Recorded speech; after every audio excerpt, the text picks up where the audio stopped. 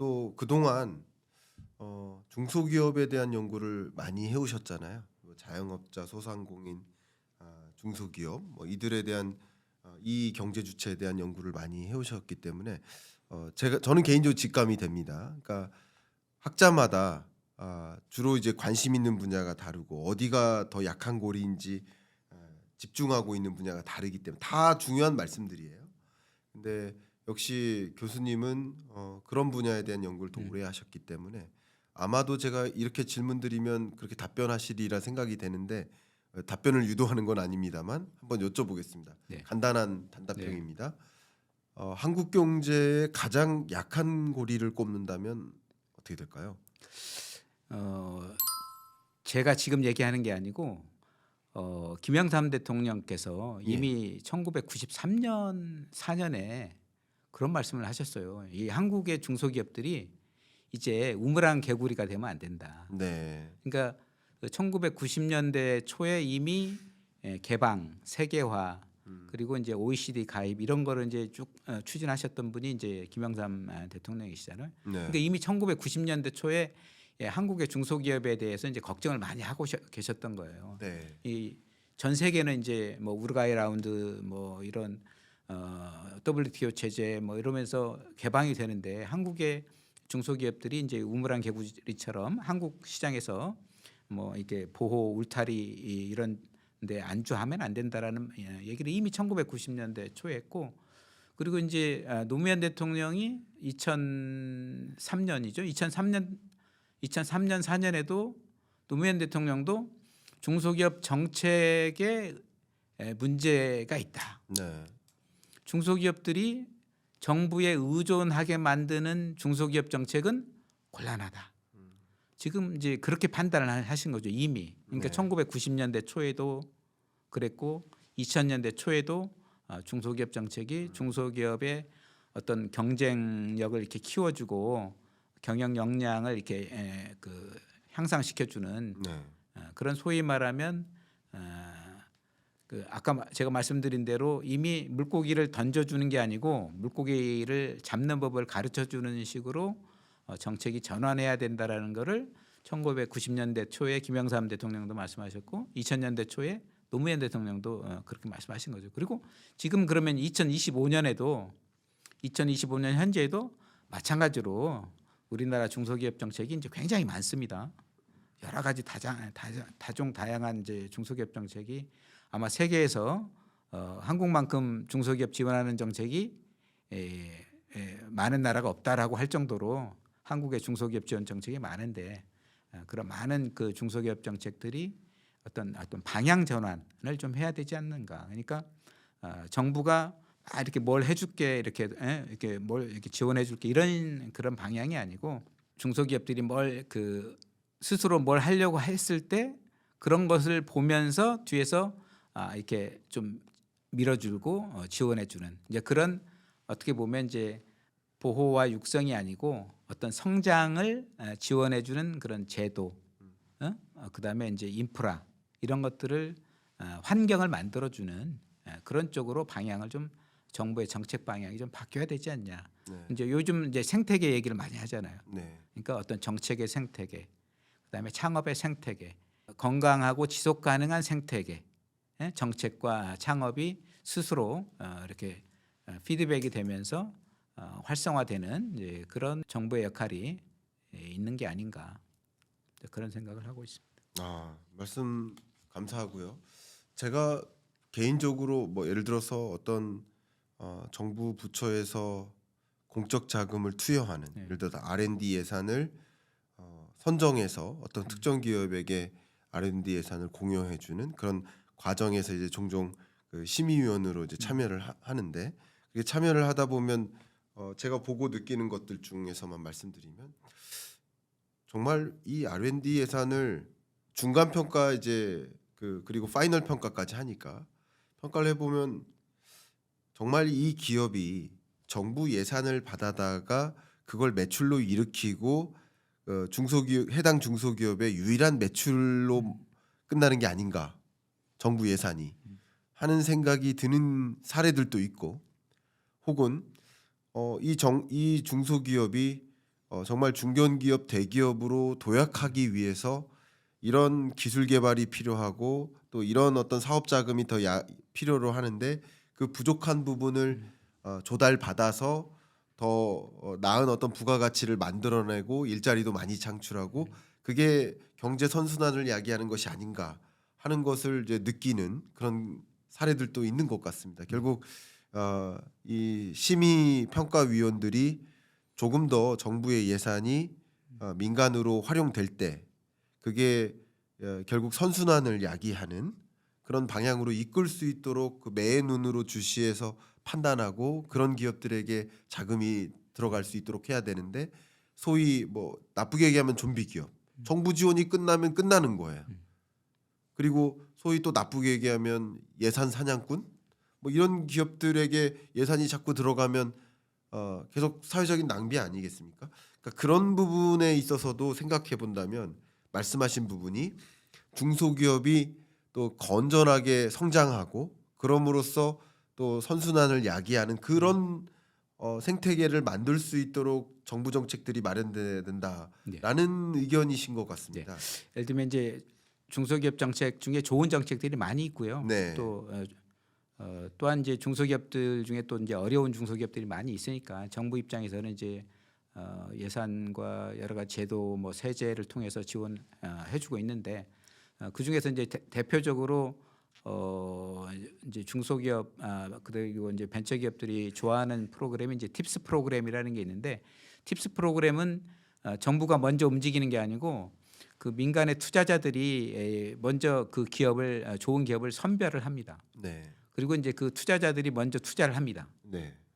그런 식으로 이제 민간에서 전문가들이 잘 선별을 하고 투자를 먼저 하면 나중에 이제 정부가 추가적으로 이제 R&D 자금과 여러 개 해외 진출 프로그램이라든지 이런 걸로 해서 이제 추가적으로 지원을 하고 네. 그러다 보니까 이제 어떻게 보면 성공 확률도 좀 높아지고 왜냐하면 이제 어떤 기업이 진짜 기술적으로 그리고 비즈니스 모델상으로 그리고 해외에서 나가서 성공 가능성이 있는지는 사실은 그 민간의 투자 전문가들이 잘 선별을 할 수 있고 그런 기업들이 실제로 자기 리스크를 테이킹하면서 투자를 했기 때문에 그런 기업들의 정부 지원이 이제 이렇게 매칭 형식으로 나중에 이제 들어가면 훨씬 더 성공 가능성이 높아지는 거죠.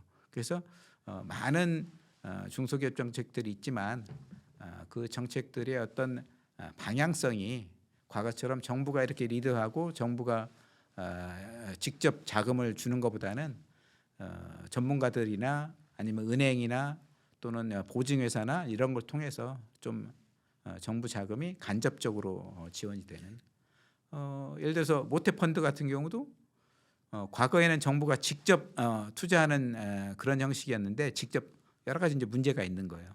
그러다 보니까 민간의 어떤 벤처 캐피탈들이 투자할 수 있는 자금을 뒤에서 지원을 해주는 거. 실제 투자는 민간의 벤처 캐피탈들이 투자하는 거죠. 그게 이제 펀드 오브 펀드라는 이제 모태 펀드를 정부에서 출연만 해주고 실제 투자는 이제 벤처 캐피탈들이 투자를 하는 거죠. 그런 것들이 이제 성공 사례로 돼 있는 거죠. 그래서 많은 중소기업 정책이나 창업 정책들이 그런 식으로 어떻게 보면 이제 방향 전환을 좀 했으면 좋겠다. 정부가 우선하는 게 아니고 시장이 우선하고 기업들이 먼저 움직이고 정부는 좀 뒤에서 지원하는 이게 이제 중소기업이나 창업 정책에 국한되는 게 아니고 우리나라의 모든 정책들이 사실은 이제 이렇게 패러다임 전환을 할 때가 됐다고 저는 보는 거죠. 우리나라의 경제 정책이 이제 사실은 우리 김 교수님도 잘 아시겠지만 대기업에 있는 직원들을 만나 보면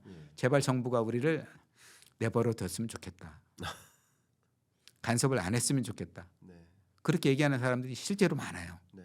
왜냐하면 민간 대기업에 있는 많은 전문가들이 해외 시장에서 글로벌 경쟁 기업과들과 치열하게 경쟁하다 보니까 훨씬 더 빠르게 움직이고 기술 경쟁도 심하고 그렇기 때문에 사실은 모든 문제도 스스로 해결할 수가 있고 그다음 규모도 있고 그런 상황이기 때문에 사실은 정부에서 뭐 이런저런 정책을 내놓는다는 게 사실 타이밍이 안 맞을 수도 있고 핀트가 안 맞을 수도 있고 전혀 엉뚱한 방향일 수도 있고 그리고 또 사실 정보도 잘 그 지식도 잘 모르는 상황이고 맞아요. 그런 상황에서 어떤 정책을 만들어낸다라는 게 사실은 잘 효과가 없는 그런 가능성이 굉장히 높거든요. 제가 말씀 중에 여기까지 말씀을 드리고 싶어서 끌어올랐다가 내뱉지 못하는 말들이 정말 많은데 그 얘기는 제가 하겠습니다.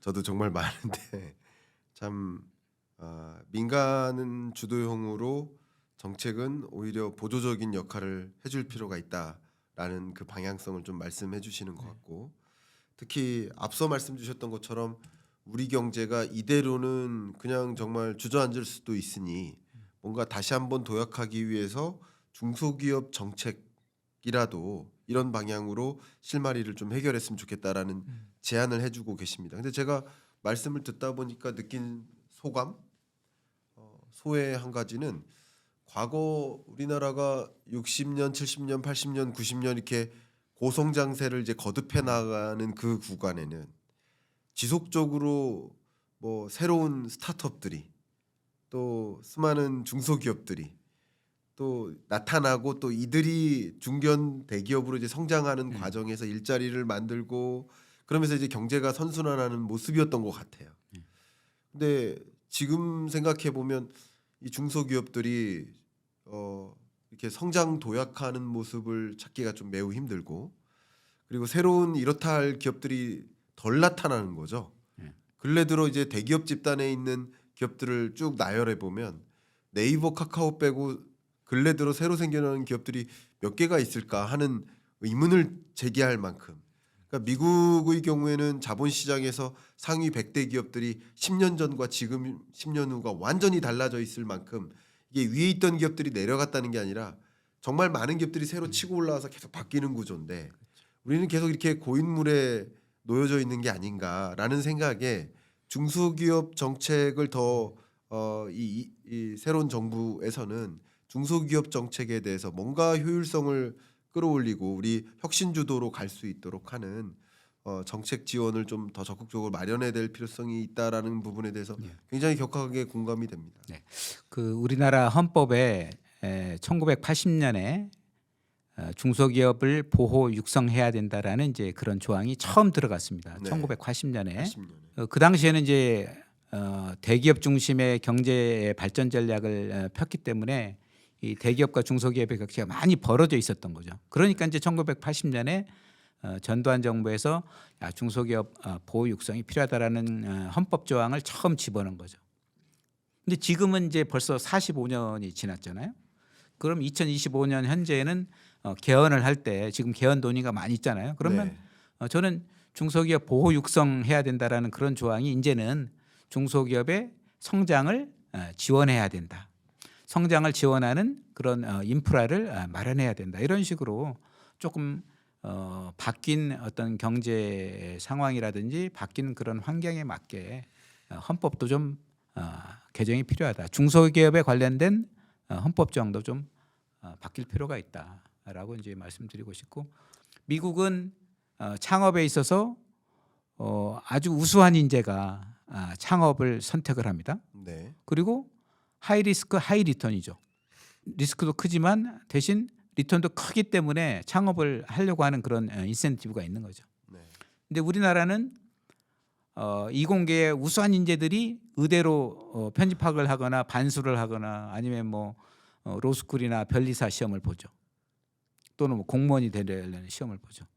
일단 거기서부터 창업이 이제 우리나라 창업에 문제점이 발생이 되고 있고 그리고 우리나라 창업은 하이 리스크는 똑같이 하이 리스크인데 로우 리턴이죠. 그러니까 그만큼 우리나라의 이제 코스닥 시장이나 이런 자본 시장 또는 M&A 이런 그 소위 말하면 투자를 회수하는 그 엑시 프로그램이 미국에 비하면 좀 덜 발달돼 있는 거죠. 이제 이런 것들이 한국의 중소기업이나 벤처기업 또는 창업 시스템에 있어서도 좀 미국과 차이가 나는 부분이고 다음 정부에서 이런 좀 부족한 좀 이렇게 좀 빠져 있는 어떻게 보면 이제 미싱 링크라고 할 수 있는 거죠. 그래서 네. 하이 리스크는 하이 리스크지만 내가 하이 리스크를 감당을 했을 때 그 하이 리턴이 있어야 되는 거죠. 그래야지 내가 조금 젊었을 때 청년 시절에 과감하게 해보고 싶은 그런 이제 인센티브가 생기는 거잖아요. 그래서 어떤 코스닥이나 이런 그 코스피 그리고 이제 어떤 벤처 M&A 이런 쪽에 좀 보완할 부분들이 있다고 생각이 듭니다. 그렇군요. 교수님께서 이렇게 집필해 주신 혁신경제 4.0이라는 책에 보면 저도 좀 인상적인 구절이 하나 있는데 그 구절이 보조금, 대출금 이런 직접 지원보다는 데이터 기반의 정책이 필요하다라는 정책 기조의 전환도 좀 필요하다는 제안을 해주고 계십니다. 이 부분 저는 인상적이었거든요. 저는 말씀 이제 어떤 정책 프로그램을 마련했을 때는 그 이 정책 프로그램이 성과가 있는지 네, 성과를 분석을 해서 그런 결과 분석, 성과 분석이라는 어떤 데이터나 그런 결과를 보고 좀 수정도 하고 아니면 이제 다른 쪽으로 이제 변경도 하고 이런 이제 조치가 있어야 되는데 많은 이제 정책 프로그램들이 사실은 이제 그런 성과 분석이라든지 그런 데이터에 기반하지 않고 중소기업은 이제 소위 말하면 약자니까 이런 지원해줘야 된다라는 이제 그런 어떤 당위에 기반해서 정책 프로그램이 계속 존속하는 경우가 있죠. 그래서 앞으로는 중소기업 정책도 성과에 기반해서 그런 성과 데이터에 기반해서 좀 더 업그레이드되고 수정되고 이제 그럴 필요가 있다라는 취지에서 그런 얘기를 했습니다. 그렇군요. 말씀 너무 감사하고요. 그러니까 결국 앞에서 제가 말씀드렸던 뭐 예산 사냥꾼, 좀비 기업 이런 것들이 더 늘어나지 않도록 하는 그런 방안도 데이터 기반으로 성과를 분석해서 성과를 분석하고 진짜 성과가 있으면 계속 진행이 되지만 큰 성과가 없다. 이제 대개 선진국이나 우리나라에서도 분석을 해보면 이제 직접 지원은 사실은 이제 크게 효과가 없다라는 이제 결과들이 많이 있습니다. 그래서 정부가 간접 지원을 하고 그다음에 어떤 그 관계형 금융 이런 얘기가 이제 나오는데 이제 중소기업 지원도 그 기업을 잘 아는 오랫동안 그 기업의 내용이라든지 이런 걸 잘 아는 그런 상태에서의 어떤 금융 지원 그런 프로그램이 좀 직접 지원이나 지원금을 지원하는 이제 그런 프로그램의 효과가 좀 떨어진다 이런 지적들이 많이 있습니다. 그렇군요. 말씀처럼 이렇게 정책 전환이 일어나지 않으면 지금처럼 계속 이 생태계가 중소기업 생태계가 붕괴된 채 계속 지속된다면 정책도 계속 그런 방식으로만 유지된다면 좀비 기업을 육성하고 있는 중소기업 정책인 거잖아요. 그러니까 그 생태계에서 벗어나기 위한 방향성을 많이 제시해 주셔서 도움이 되는 것 같습니다.